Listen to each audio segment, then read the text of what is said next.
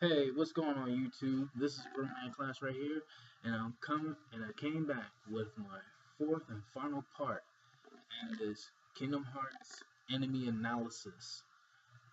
And this time I want to do something a little bit off the realm of memory and dreams.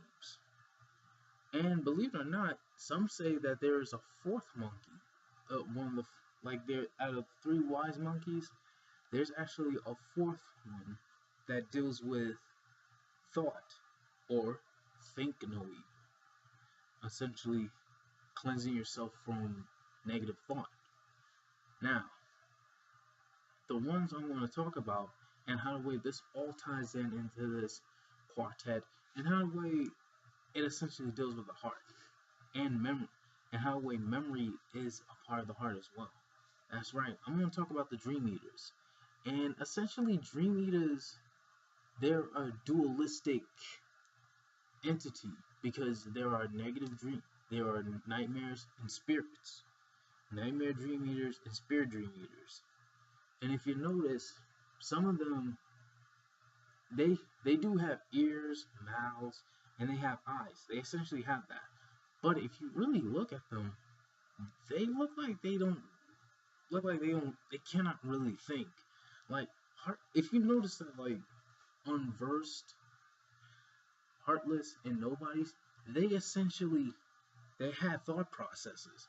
See, look, unversed tend to go near negative emotions where they think where the negative emotions will go, and they are essentially like the thought processes of Vanitas. Nobodies, they think they are tactical. They actually go with, here they actually plan. And heartless, even though some people may say like, wait a minute, instinct is something that you feel, but even when you feel something, you also think about it. So it's also a thought process. But when you look at, dream eaters, they, even though they don't look it, but to me, they they almost look like they can't think for themselves. Because if you notice, they are in your dreams, they're in the subconscious. But with the exception of Riku, he can think for himself, obviously, because he's not, because he's more like a, how should I say, like a metaphysical representation of a conscious thought, a thought that is going to be there for you, but can actually think for itself and can actually give you a hint of guidance. But how do the dream eaters tie in with the heart? And if you play Dream Drop Distance, spoiler alert, they actually talk about, oh yeah, spoiler alert, because if you go nearing the end of Sora's dream, you notice that memories are coming up, even though it's technically the mark of mastery. And in the world of sleep or in the dream world, you have guardians. You can think them up. But when it comes right down to nightmares, they don't essentially think for themselves. They don't even think in general. They go on by instinct. They eat good dreams. Well, not instinct. They just do whatever they choose to. They just eat good dreams and plant bad ones. Well, spirits, they wipe away bad dreams. And they didn't mention anything about planting good memories or good spirits, but if you good dreams. But essentially, if you think about it, like in the dualistic sense and how the way they connect to the heart, the dream eaters are essentially like the fourth part that makes up a heart, and they also tie in with memory. When you look at memory, memories also make up a part of the heart that goes with reminiscence or an experience.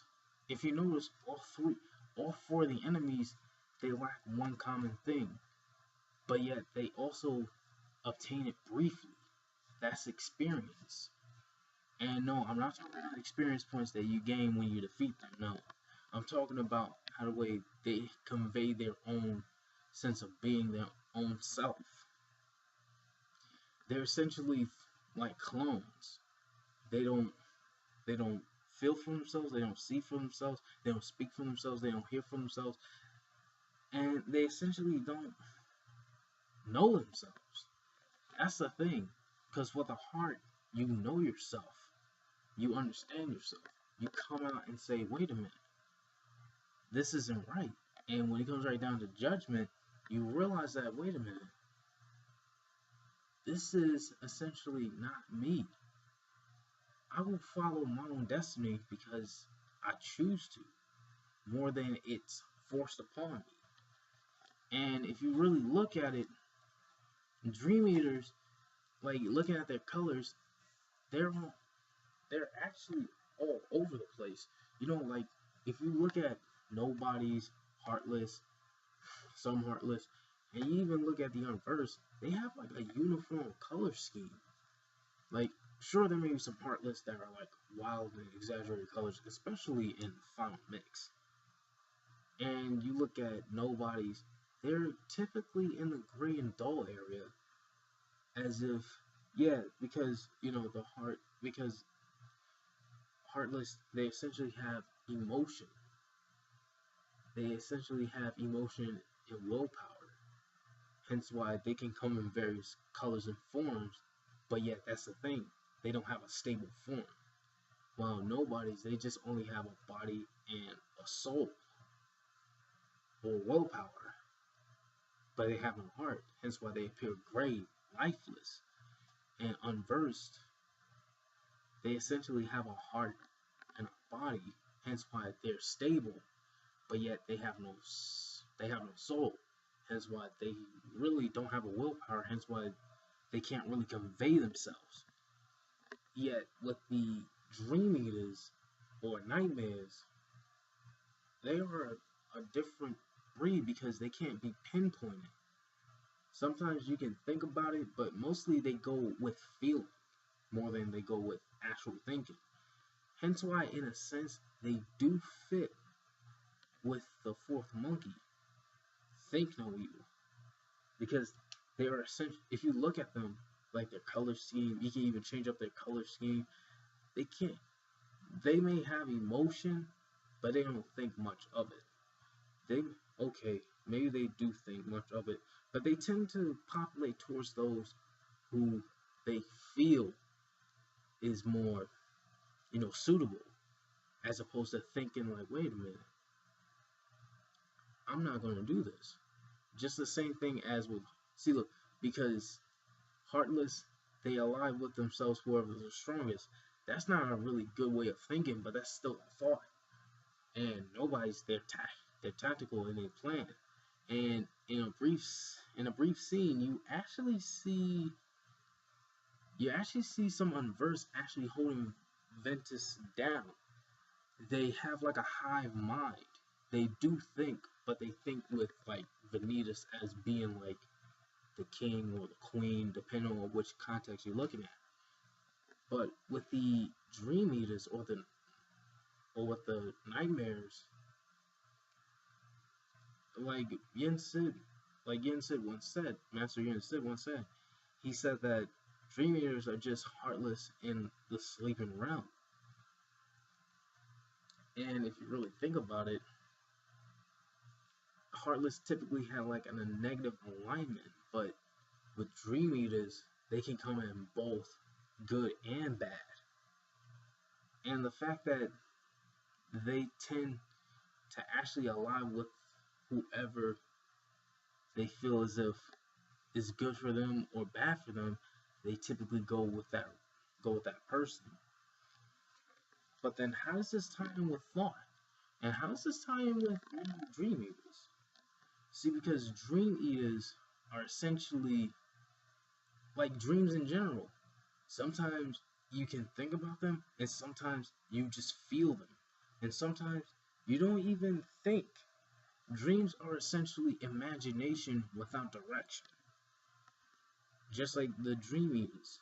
If you notice, they need to be with somebody in order to convey themselves, or they have to be near the presence of somebody in order to convey like a sense of thought. Because if you leave them alone, they're essentially going back to being either fragments where they're essentially going to go back to just being essentially just nothing. They just become not even, ironically enough, not even a thought. They just become essentially just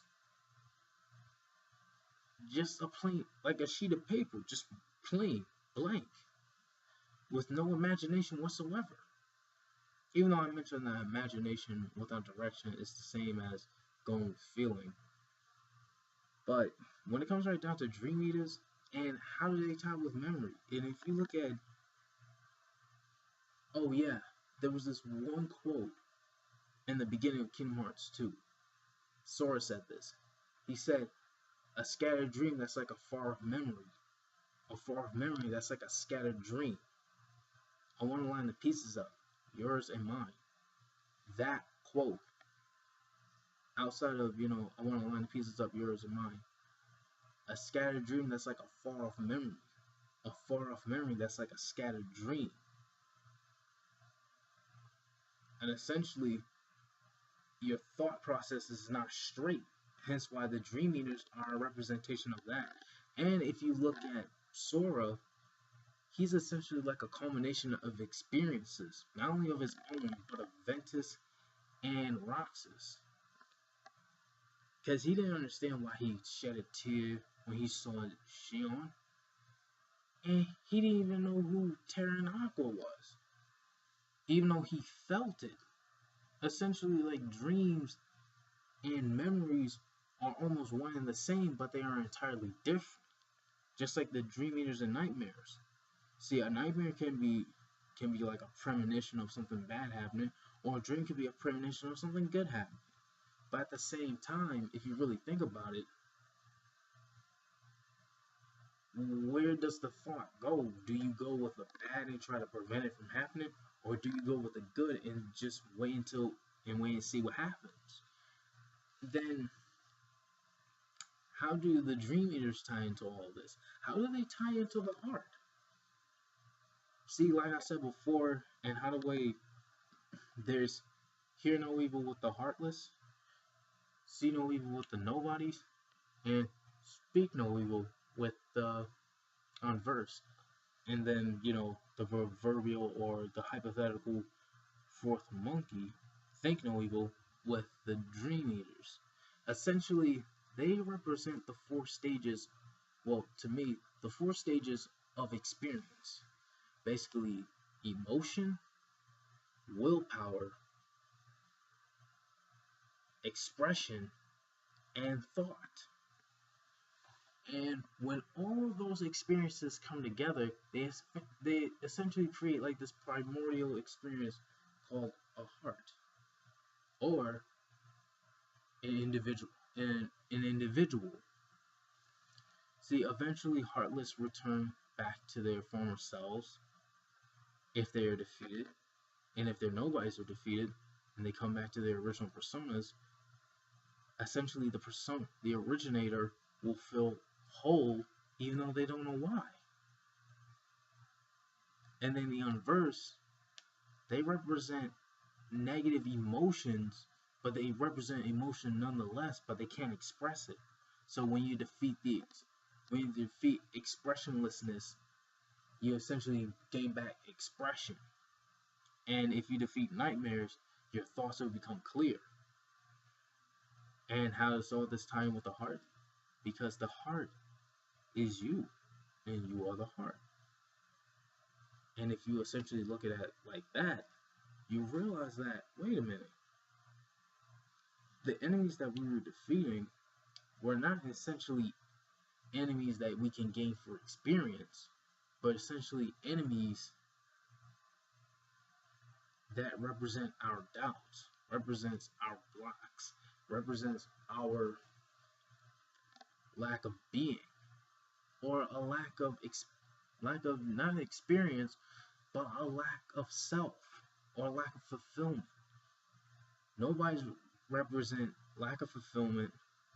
Heartless represent lack of stability. Unverse represent lack of expression.